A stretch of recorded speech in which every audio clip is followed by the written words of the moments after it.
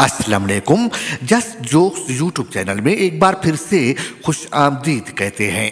उस बेवफा की याद में जाम हाथों में उठा लिया, फिर लगाया ब्रेड और फटाफट खा लिया। क्योंकि सब आशिक शराबी नहीं होते, कुछ मीठे के भी शौकीन होते हैं।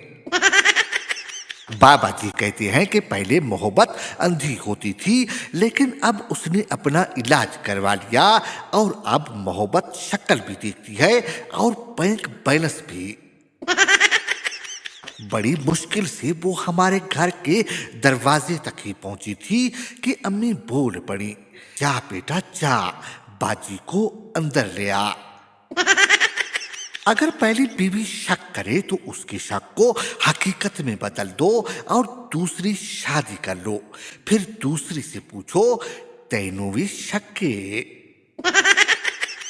रात के वक्त साली को मच्छर काट रहे थे। जीजा बोला, साली जी कुछ मदद करूं, हाथ वाला पंखा दूं क्या?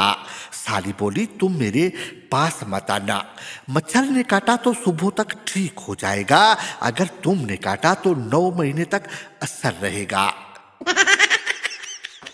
बीवी ने अपने खाविंद से पूछा, शादी के बाद आपको अपनी जिंदगी में क्या तब्दीलियां महसूस हुई है? खाविंद ने कहा, कुछ ज्यादा फर्क महसूस नहीं होता, बस पहले मैं मन मुरीद था, सब काम अपनी मर्जी से करता था और अब रन मुरीद हो गया हूं।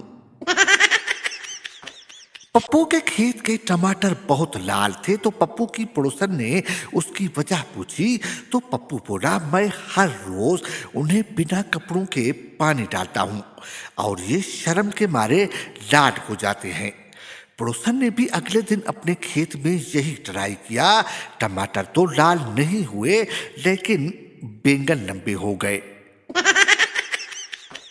लाहौर में एक लड़की ने निकाह के हक मोहर में 10 किलो चीनी और 12 लीटर पेट्रोल मांग लिया। दूल्हा भागने में कामयाब। बीवी, फर्ज करो तुम्हारी 1 करोड़ की लॉटरी निकल आए और उसी दिन कोई मुझे अगवा कर ले और 1 करोड़ तावान मांग ले तो तुम क्या करोगे? शोहर बोला, नामुमकिन, मेरी एक दिन में 2 लॉटरियां नहीं निकल सकती। गूंगी लड़की की नई नई शादी हुई और सुहाग रात पर उसकी खूब ठुकाई हुई। अगले दिन लड़की की सहेली उसे मिलने आई और उसे लड़खड़ाते हुए देखकर बोली, तुम्हारी तो एक रात में ही चाल बदल गई। गूंगी लड़की, अब्बे साली, जब 2 इंच के छेद में 5 इंच का पाइप फंसता है तो फर्क अपने आप ही पड़ जाता है। गर्लफ्रेंड, ये सुहाग रात पर क्या होता है?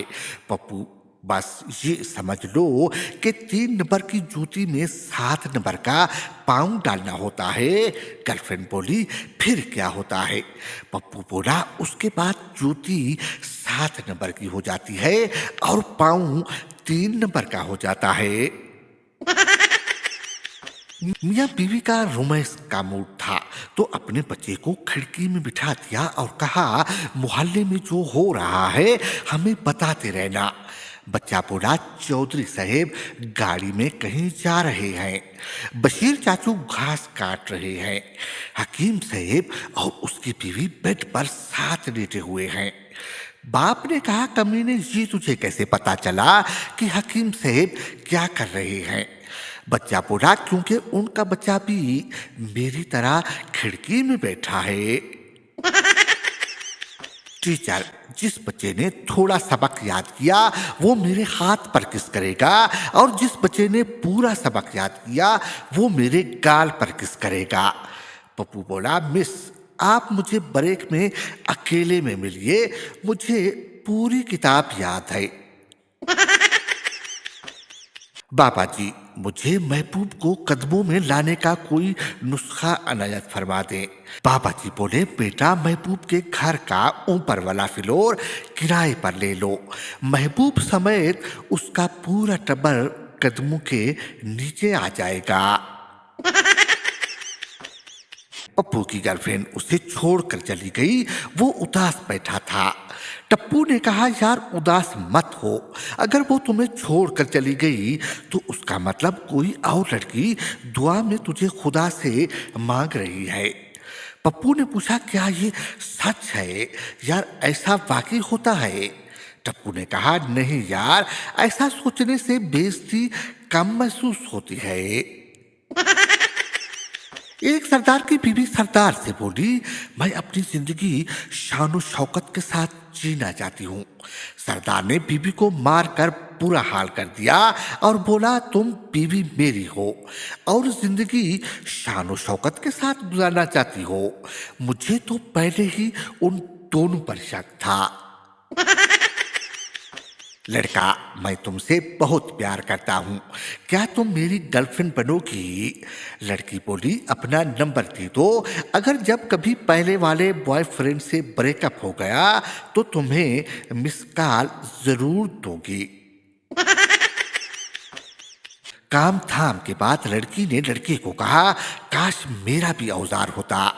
लड़के ने कहा, अगर तेरे पास औजार होता तो तुम क्या करती? लड़की ने लड़के को हसरत भरी निगाह से देखा और बोली, तुमको ठोक कर बताती कि ठोकते कैसे हैं। एक फौजी को उसकी गर्लफ्रेंड का फोन आया कि मेरी शादी हो रही है, मेरी तस्वीर मुझे वापस कर दो। फौजी को बहुत गुस्सा आया। उसने अपने फौजी साथियों से बहुत सारी लड़कियों की तस्वीरें इकट्ठी करके भेज दी और कहा, मैं तुम्हारी शक्ल भूल चुका हूँ, तुम्हारी जो तस्वीर है ले लो और बाकी वापस भेज दो। परनाम सिंह की अपनी बीवी से सख्त लड़ाई हो गई। उसने दोनों हाथ उठाकर कहा, वाहे गुरु, मैं जिंदा नहीं रहना चाहता, तू मैनू चुक ले। परनाम सिंह की बीवी उससे ज्यादा उकताई हुई थी। वो दोनों हाथ उठाए बोली, वाहे गुरु, मैं जिंदा नहीं रहना चाहती, तू मैनू भी चुक ले। ये सुनकर परनाम सिंह ने दोबारा हाथ उठा लिए और कहने लगा, वाहे गुरु, तू मेरी दुआ भूल जा, ईद मंजूर कर ले। पुलिस, तुम्हारी बीवी गुम हुई, तुमने पुलिस को क्यों नहीं बताया? पठान बोला, पिछली बार मेरी स्कूटर गुम हो गई थी, पुलिस ने 20 दिन चला के वापस की थी। मर्दमशुमारी के इंस्पेक्टर ने परेशान होकर कहा, मोहतरमा, ये बात मेरी समझ में नहीं आई कि आपका एक बच्चा 2 बरस का है और दूसरा 4 बरस का, और फिर आप ये कहती हैं कि आपके शौहर को 5 साल हुए इंतकाल कर गए। औरत ने जवाब दिया, हाँ, मगर मैं तो अभी जिंदा हूँ।